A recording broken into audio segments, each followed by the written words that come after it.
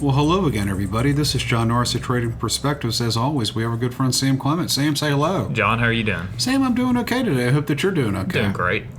Well, I'm glad that you're doing great, and hopefully people around the world will start feeling much better and will be doing great if we can finally stop the end of the bloodshed in places like Gaza as well as Eastern Europe. I think that's been a hope for quite a while now. Quite a while, but at least now I think there maybe is some sort of willingness from all the various parties to try to do something meaningful about it.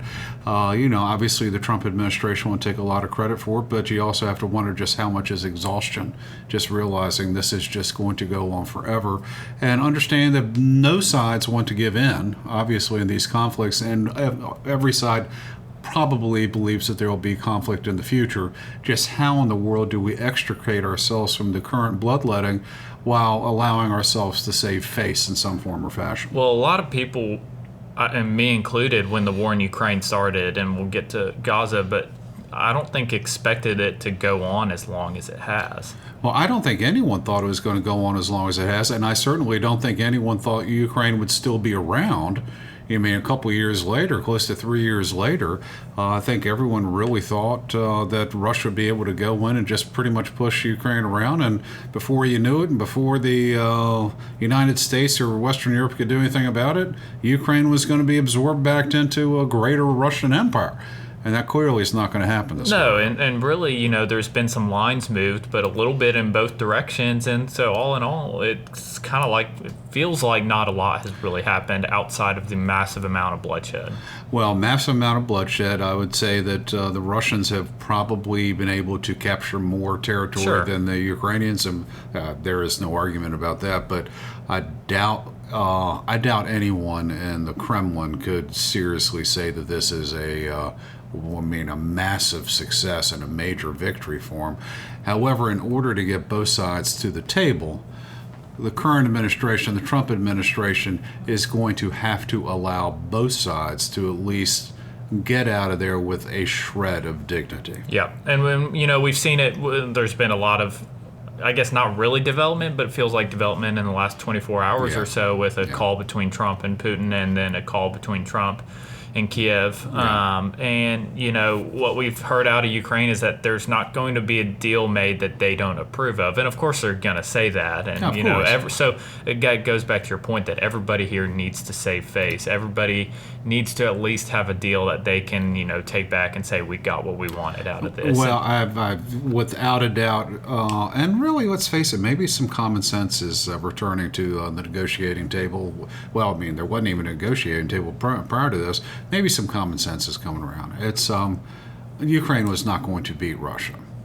It was not going to get all of its territory back. Russia was going to make sure of that happening. Conversely, I'm not sure if Russia was prepared to pull out all the stops that it needed to in order to completely conquer the remainder of Ukraine, and in order to do so, it would have laid waste to an entire country, which not necessarily in their best interest. So, short of an all-out war with tactical nukes and a bunch of other stuff that would have gotten the Western powers involved, kind of taking a look at it. If I'm in Kiev, if I'm in Moscow, I'm going, I don't see a real end to this. This is going to continue to go on. Yeah, Russia could probably continue to bleed Ukraine white, but at what expense? Mm-hmm. So the stated objectives, at least at the beginning from what I understand, was Kremlin wanted free elections in Donetsk and the Transbas, or what have you, Donbass. And now, I mean, they essentially, for all intents and purposes, have conquered those particular areas. So Moscow can go back and say, hey, we got what we wanted, or what we had said that we wanted. And frankly, Zelensky can go back to his population and say, we're still here. And so when I take a look at everything that's out there, what I am most hopeful for isn't necessarily Ukrainian sovereignty or, shaming the Russians. I hope that our military is paying close attention to how this war was fought, understanding that a lot of wars in the future are going to be fought just like them, particularly land battles. And that's something that generals from time historical times don't really always seem to learn. Because when I take a look at this war, it's kind of like the Russian military just never seems to learn. It's just a blunt force instrument. Yeah, it's just war of attrition. It's never been a awesome offensive military, great on the defense, but the way that they invade us, like, what in the world are you doing? I mean, I'm not a military expert by any way, shape, or form, or strategist, or strategery. All that stuff. There you go. But I could see that was not going to be the most effective way. But what this has taught us is apparently tanks aren't as useful as they used to be. Mm-hmm. Moving massive numbers of soldiers and material up to the battlefront is at one time is not all that useful, because very cheap drones can get up there pretty quick and take care of these things. And from what I understand, Russians and Ukrainians are moving their troops and their material in much smaller quantities, not just because that's all they've got. It's just because if they do anything significantly more, and the other side's intelligence will find out that's a big target, and it just gets blown up before it gets to the battlefield. So that's one of those things that hopefully the Pentagon will be able to learn, going, okay, all right, we're still going to have to fight conventional wars. Defensive wars and conventional artillery still has a part, but these drones are really going to make or break the battlefield, just like the machine gun did during World War One. And the thing I don't know if we know, and you're spot on, but is the technology that Russia has, I would probably say, is not up to par with what we would have. I would say so. I mean, that's maybe me waving the flag a little bit. I mean, if you were to take a look at Jane's military power rankings or what have you, they still have Russia up there pretty high. We don't know if we've seen all of Russia's big guns yet. And maybe we have a false sense of security that the Pentagon's technology is as awesome as we think it is. See, I believe it is. I think our military power is vastly superior to that of what Russia has. Well, I mean, one can only hope. I mean, seriously, one can only hope, and let's hope we can use it effectively. I think back to how we killed some of the leaders in the Middle East with, projectiles that were largely a flying blender with blades that had no impact outside of the target. Things like this I don't think are things that Russia has, or to the same capability that we do. This is a country that has been behind the U.S. for decades. USA, baby. I mean, that's right. But, and I think part of we don't want to fully show the capabilities that we have. And I don't think we've ever fully had to show the capabilities. I think if this was something that was starting to be fought on U.S. territory, I think it'd be a whole different story in terms of what we were using in our military capabilities. Well, I would tell you, I mean, the kind of the one-off precision munitions, that's fantastic, but does the U.S. have enough of them to win a more conventional war? And that's the question. That's the question, I think, for the Pentagon. That the U.S. military has advanced technology that the average American doesn't know about, and dare I say, probably doesn't need to know about.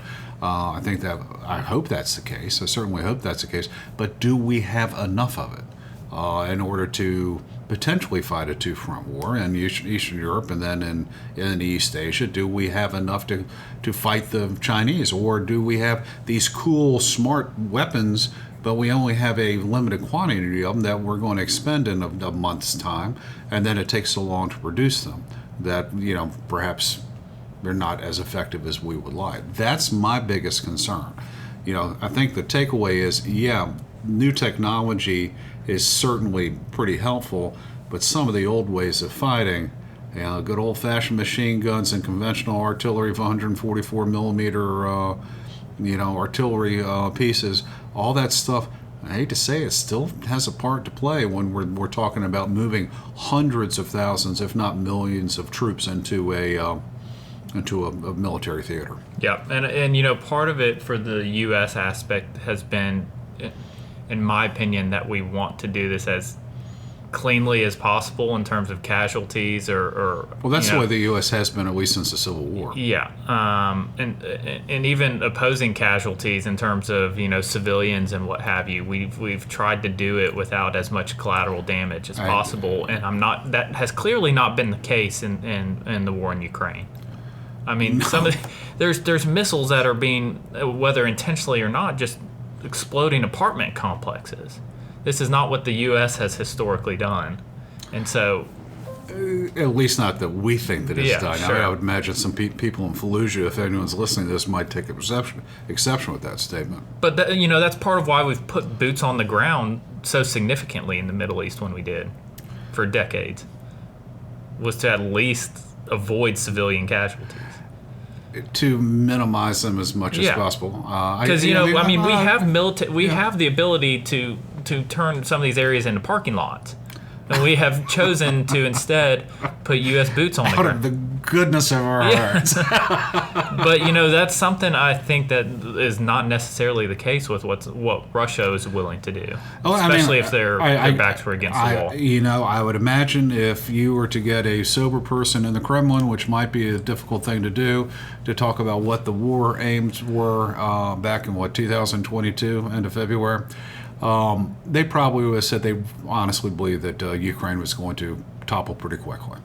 Yeah. They'd be able to get in and get everything east of the Dniester River, and they would occupy it and be on their merry way with maybe no more than 5,000 to 10,000 total casualties. And they certainly did not envision what has transgressed. I mean, without a doubt, I don't think anyone is prepared. Even the name they called it, a special military operation. Yes. That is, when you say that is not implied that this is a several year-long millions of lives being lost. They truly believe this was going to be a short, glorious war, as a lot of military planners and generals always think the next war is going to be short and glorious and galvanize the population. And unfortunately, they often and normally turn into protracted affairs that wreak economic and rack and ruin, as well as cost almost nobody wins, like a fair victory. Wins. I mean, no one wins. No one wins. Well, let's shift a little bit over to the Middle East. And I mean, I gotta ask you, what do you think about the administration's proposal to turn Gaza into a resort for fat Americans? I'm not very bullish on that happening ever. Not in 4 years, not in 400 years. Well, 4,000 years, as the case may be. Well, what do you think? I mean, armchair quarterbacking at the average American on the street, that sort of type deal, member of the millennial generation. What do you think could or should be done about Gaza? Well, it's difficult in that there's so many conflicting interests being, head on with this. You have Netanyahu and wanting to keep his power and keep his government in power, sure, which is maybe not in line with what a lot of the people want in terms of some of these hostage deals. Mm-hmm. What is Hamas willing to give up? You have the powers that be in that organization that are not going to want to give up their power. And you have the U.S.'s interest, and then the other Arab countries around it that Trump has said is going to be taking in all the Palestinians, and they're not necessarily wanting to do that. There's been pushback from Egypt. There's been pushback from Jordan. There's no place to go in Syria, truthfully. Yeah, and so how do all those interests, the U.S., Israeli, Netanyahu and his government, separate from the Israeli civilian interests, and then these countries as well. And I'm just not sure, there may be some solution. Egypt has started to, sounds like, come to the table a little bit more, but I'm not sure there's a solution that works for everybody. And when the solution doesn't work for everybody, it tends to maybe kick the can down the road a little bit, but these same issues are going to flare up when someone feels like they're getting screwed over. Oh, without a doubt. And the thought process behind the Jordanians and the Egyptians taking in a couple million Palestinians, well, they haven't done it previously. No. They really don't want to. And I think part of that, if not a huge part of it, if not the primary reason that the Jordanians and the Egyptians have refused to do so in the past, although plenty of Palestinians have been able to infiltrate those countries, even if that's not the right verb choice, is if they do that, then they're completely validating Israel's right to be a Jewish state in the Middle East, as long as they have Palestinians that are in there, waving the flag, demanding a two-state solution. There is at least maybe some argument that Israel is an occupier of Palestinian land. But if there are no Palestinians in there, it's a Jewish state, and they're just going to have to deal with it. So I think that's going to be a hard sell on the Jordanian and Egyptian populations. Just getting Palestinians out of there, because then you're saying, hey, Israel, you have every right to exist, which a lot of Arabs probably really would not want to see that. But let's face it, what's currently happening there doesn't work. I mean, it just doesn't work. I mean, but it hasn't worked for thousands of years. It hasn't worked for thousands of years, but it really hasn't worked since the end of the 1940s. It just hasn't worked, and it's dragging in the remainder of the world. So, however, what you said is absolutely right. While it hasn't worked, it's never worked, and I can't envision what would happen to make it work moving forward. I mean, if you're not religious and you've never read first book of the Torah, the first book of the Christian Bible, got to tell you, there's a passage in there saying that from Abraham's sons, that they're just going to continue to fight with one another. Mm-hmm. And the son of Hagar, Ishmael, generally being believed to be Arabs, and the other side is essentially being construed or believed to be Israelites or Israelis. So it's written in the Bible, it's written in the Torah, and now if you're not a religious person and say that's a bunch of hocus pocus, that's fine. But I would tell you, it's been going on. Yeah, forever. whether you believe it or not, the people for there 6,000 years. This is maybe the most concentrated religious area on Earth. Yes, and the most passionately, for good or bad, religious areas on Earth. And so you have people with ideological differences that have gone back thousands of years, literally, that people are willing to die over. Die for, yeah. Without question, willing to die for. Yeah. So how... And that's not going to change overnight because we turn Gaza into a resort. Yeah, and it goes back to my point that as long as someone feels like their ideological belief is getting screwed over, I'm not sure how you come to a solution that works for everyone. And so, these are not people that they believe that this is their right to this land. Yes. Written in their holy scriptures. Yes. Thousands of years ago. And there is not a solution that, hey, we now have some nice living, some apartment complexes in Egypt and Jordan. That is not going to change that core belief, no matter how nice they are. That's very well put. And no matter what 47 does, that's not going to change. So I guess what I'm hearing you say is, there is greater potential for some form of peace in Eastern Europe than there is in the Middle East. I think so. Again, there's some history between the Ukraine and Russia as well. Yeah, huge. Clearly. Yeah. But it's less off than I think the Middle East is. And I think there's, maybe some solutions because, it's things like NATO membership. Okay, if everyone gets on board with Ukraine not becoming a member of NATO, apparently that's now off the table. Yeah, and so that seems to be that's a big step that I think everyone may be able to get on board with. And so we have these things that are less ideological that we may be able to find some middle ground that at least for that at least kicks the can down the road significantly. At least maybe a decade, maybe 2 decades. I think if we try to turn Gaza into a playground resort, that's fine. I'm not sure I'll be going. No, I'm not going to go because there'll be bombs in there. I mean, they'll blow up places. I mean, that's just get out of there. I mean, you're not any better than the Israelis as far as the Palestinians would be concerned. It's their holy land. Yeah, it's theirs. I mean, how dare you come in here and do this up and do undoubtedly a lot of haram activities there. No, they won't allow for it. So I don't think that's a workable solution. I think you might be able to come up with some form of band-aid or tourniquet in Eastern Europe, and I think we'll probably have one within the next 3 months. Truthfully, both sides are tired of being bled white.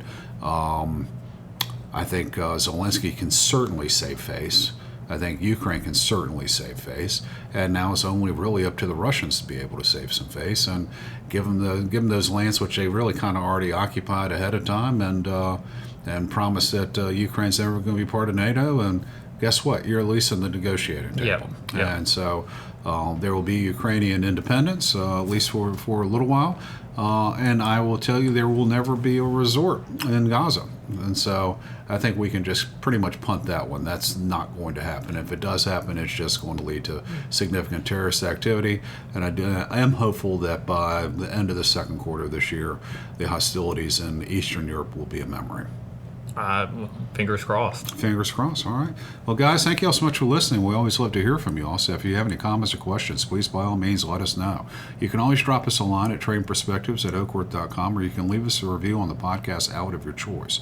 If you're interested in reading more or hearing more of what we got to say or how we think, you can always go to our website, oakworth.com, OAKWORTH.com. Take a look underneath the Thought Leadership tab and find access to all kinds of exciting information, including links to previous Trading Perspectives podcasts, links to our newsletter/blog, which comes out every Friday, called Common Sense, links to our quarterly analysis on all various topics, the economy, the markets, the stock market, asset allocation, special reports that we call Macro and Market Magazine.